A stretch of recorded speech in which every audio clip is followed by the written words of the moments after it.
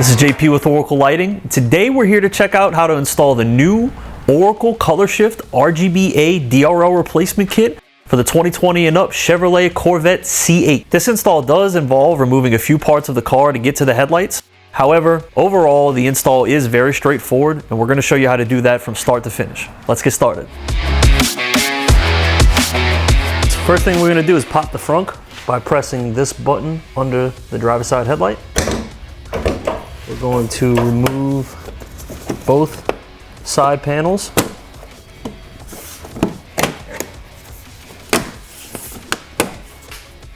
Next, we're going to pull the cowl liner. This is just held in with a few snaps, so we just need to release it on both sides and then pull it forward.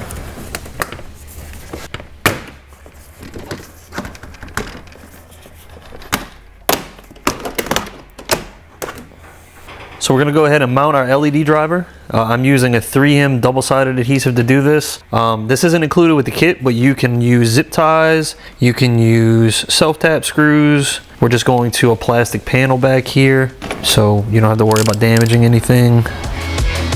And we're going to go ahead and stick this down right behind the battery to this plastic panel. Try to leave some space for our BC1. We're going to put our BC1 controller right above it. Now we've got 3 additional wires. We've got a ground, and then we've got turn signal for each side.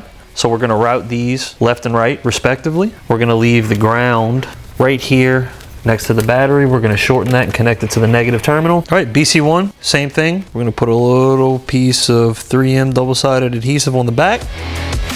We're going to go ahead and stick the BC1 down right above the LED driver. So the BC1 has 4 outputs. We only need to use 1 today, which means you have 3 spare outputs if you choose to add anything like compartment lighting or underbody lighting, anything you'd like to add. There are a few caps in the box. We're going to go ahead and cap off these unused outputs. So we're going to grab any 3 outputs, it doesn't matter which. We're going to go ahead and put our cap on it, keep any dust or any type of corrosion away from the contacts that could cause problems down the road with the BC1. Go ahead and tighten those down.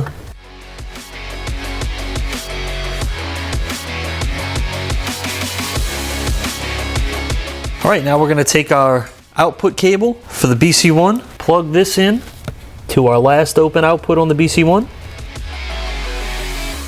So you'll notice that we have quite a bit of cable here. We don't need the cables to be this long. What I like to do to keep things tidy is just go ahead and shorten these things as much as possible. So I'm gonna go ahead and clip the excess wire from the LED driver, and I'm gonna clip the excess wire from the BC1 output cable. I'm gonna go ahead and strip away the black shielding to give us our 4 wires again. Gonna do the same on the LED driver side. So you'll notice on the LED driver side, there's a black, red, green, and blue wire, and on the BC1 side, there is a white, red, green, and blue wire. So these wires are going to connect together color for color. You can use butt connectors or solder, and then the white wire is going to connect to the black wire. Here's a diagram on the screen, just in case you need a visual reference. So in this case, we're going to use butt connectors. Being that we're staying really close to the battery, we're under the cowl. There's no heat, nothing engine-wise happening up here because the engine's in the back on the C8. I'm okay with using butt connectors here. We're just going to use your standard nylon red butt connectors. We're going to go ahead and crimp those to the output wires on the BC1.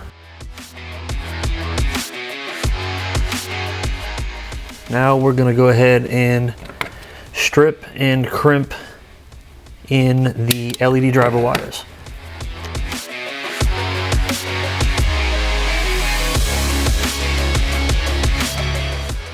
Now that we've got that done, we're going to go ahead and just tuck away the wires. Make that nice and tidy down here. Alright, so we've got our ground cable coming from the LED driver unit. We're going to go ahead and add a ring terminal to this wire. It's not included with the kit, but you can get these at any hardware store. So we have our 2 ground cables. Loosen our 10mm bolt. We're going to attach our 2 ground cables, and we're going to go ahead and tighten down that 10mm bolt. Now we're going to move over to the positive side. We're going to loosen our 10mm bolt. We're going to lay down our positive wire for the BC1. And we're going to tighten that back down. So we've got our jack positioned, and now all we're going to do is loosen the lugs. Then we're going to jack the car up and remove the wheel.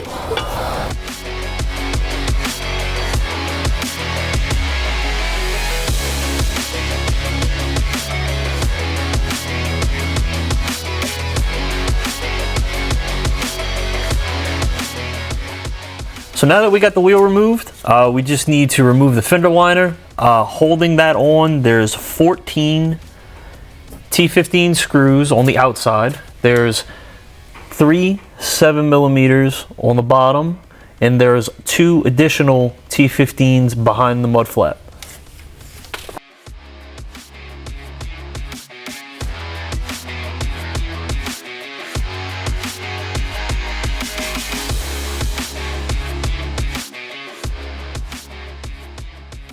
Now that we have all of the bolts out, we're going to pull the mud flap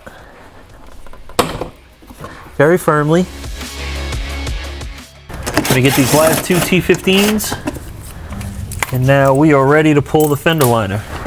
Get this lip free, and then we just pull it down and straight out. So in order to get to the factory heatsink, we need to move this bracket out of the way. So we're going to undo these 3 10mm bolts and this 1 10mm bolt on the top side. That'll allow us to slide this bracket out of the way.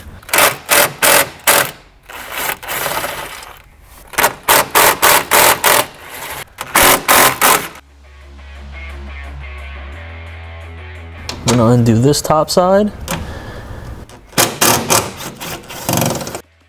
Last thing we need to do is release this fir tree mount for the wiring harness. Now we can just slide this bracket over. Now we've got this out of the way just enough to where we can get to the back of the heatsink. So now to remove the heatsink, we need to loosen these 2 T20 screws.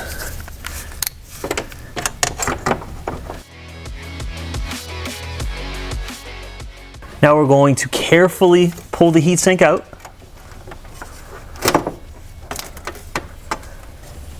We want to be very careful with this plug as it's really delicate. We're going to unplug the heatsink. Again, being very cautious of the solder joints on this plug. So this is the factory DRL. You'll see the white LEDs and the amber LEDs because this also functions as a turn signal. So what we need to do is remove this gasket so we can use it later. So in order to avoid the turn signals hyper flashing or getting a signal out error message on the dash, we need to keep this plugged in and secured on the outside of the light. We're going to show you exactly how to run this plug out and secure this to where it doesn't move. So we're going to transfer the gasket from the factory heatsink to the Oracle heatsink. So we can go ahead and keep that receptacle watertight. We want to make sure that this is flat. We're going to lay that green plug across the bottom, and we're going to press the Oracle heatsink in place. You do have to press it in a little firmer because of those extra wires hanging out, but it's okay. We're going to put our T20s back in. I like to put these in finger tight first just to get them started.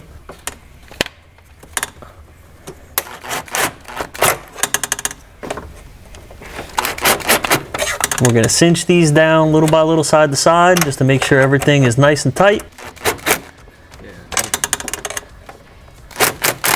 So now we have the factory plug outside, and we have the Oracle heatsink in. We're going to go ahead and route our cable up through this, and then we're just going to let this hang out and around for the time being. So we're going to run our turn signal trigger wire through this opening. We're just going to drop that down into the fender well for now. Now we're going to just run it across, pull the slack out. So we'll unlock the red locking tab for the headlight connector. We'll press and we'll pull out. So the wire we're looking for on the driver's side is going to be the blue, light blue with white. Got that separated here in the harness. Going to go ahead and get our T-tap. You can connect these in any way you'd like. If you don't like using T-taps, you can use solder, whatever you want. We're using T-taps for this video. We're going to go ahead and shorten our turn signal wire. We don't need all of this excess wire. Get rid of some of that heat shrink that's over it.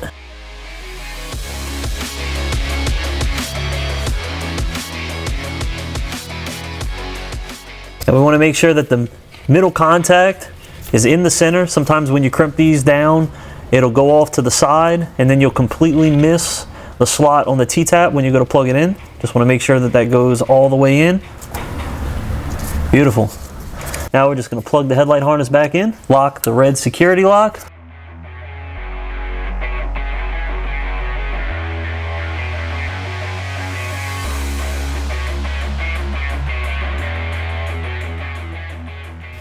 So now we need to plug in the factory heatsink. That way we avoid any hyper flashing or signal out errors on the dash. And I know what you're thinking, that why don't you just remove the circuit board from the heatsink? And that's pretty much impossible to do without breaking the circuit board. You cannot replace just these parts. You have to buy a whole new headlight. So I would suggest just leaving it on the heatsink and securing it how we show. So we're going to go ahead and make sure that this is plugged in all the way. Make sure that that locks. Now we're going to be very gentle. We're going to move this upward.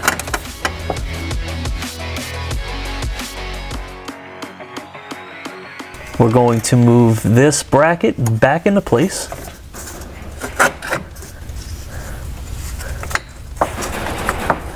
We're going to move our bracket back into place.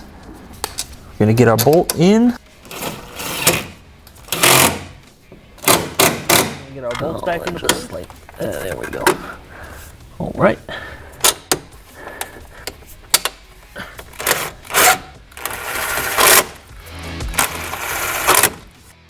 We're going to go ahead and connect our ColorSHIFT DRL cable to the driver.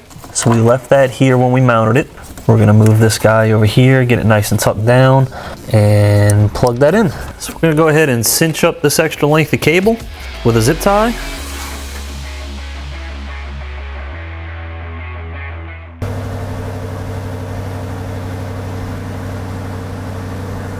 So now we're going to put the wheel liner back in. We just need to slide this in. We want to get it above the suspension. I'm going to push this in. So we just need to get everything moved into place here, and then we'll start tucking everything in place. All right.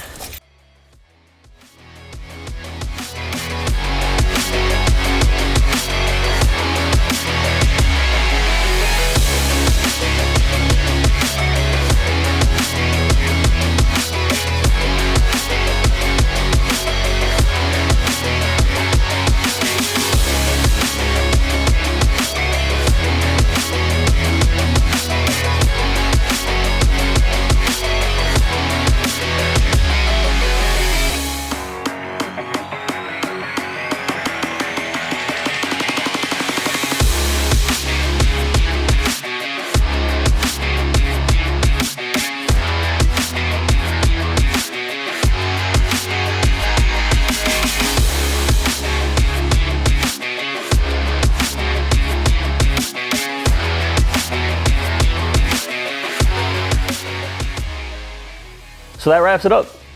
If you have any questions, be sure to visit oraclelights.com or call us at 1-800-407-5776. Thanks for watching.